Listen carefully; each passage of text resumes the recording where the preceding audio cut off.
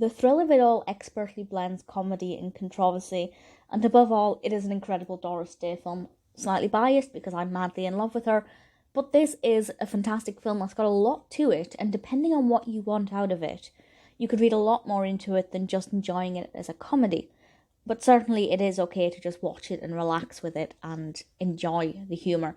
It was released in 1963, directed by Norman Jewison, starring, of course, Doris Day and James Garner. And I will read the description from IMDb, but I'll talk a little bit around it without giving any spoilers, because I feel like it doesn't necessarily explain it enough.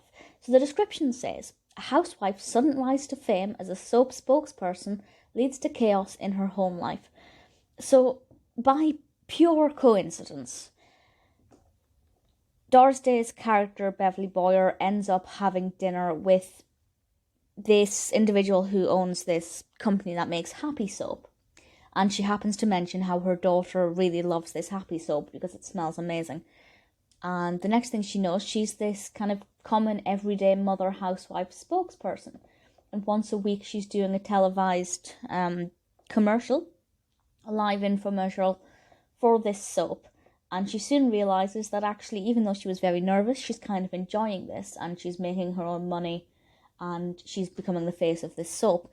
And her husband, James Garner's character, Dr. Gerald Boyer, has a problem with this. The problem is not just that his wife is not always at home, not there always to cook his dinner, but it's also the fact that she's now making money. He's not the sole breadwinner. People are starting to recognise her and not really giving him the attention he feels he deserves as a qualified, successful doctor. And he is obviously very good at his job. And that's where the controversy comes in. There are a lot of questions here about, whether or not, bearing in mind this was in the 60s, a woman should be allowed to go out and make her own money, or is she destined to stay at home and look after the children? Bearing in mind they already had a nanny, it doesn't seem that big of a deal, but obviously her husband's ego is getting a little bit bruised. A lot of entertaining things happen, and a lot of unexpected things happen. This happy soap seems like a pretty great product, but because of the tension at home, and also because of some of the things that Beverly is asked to do, it gets a little bit ludicrous. She does have some amazing costumes, I have to say that, but that's always the case with Doris Day. She just always has the best outfits. It is laugh out loud funny. It did make me chuckle quite a bit, and I thoroughly enjoyed it from start to finish. There is one thing that I want to say, and it is a spoiler. It is how it ends, and I want to go into a tiny bit of detail about that. So from now, there will be one spoiler. So if you don't want to know what that spoiler is, I strongly advise you go and watch the film first. It is absolutely brilliant.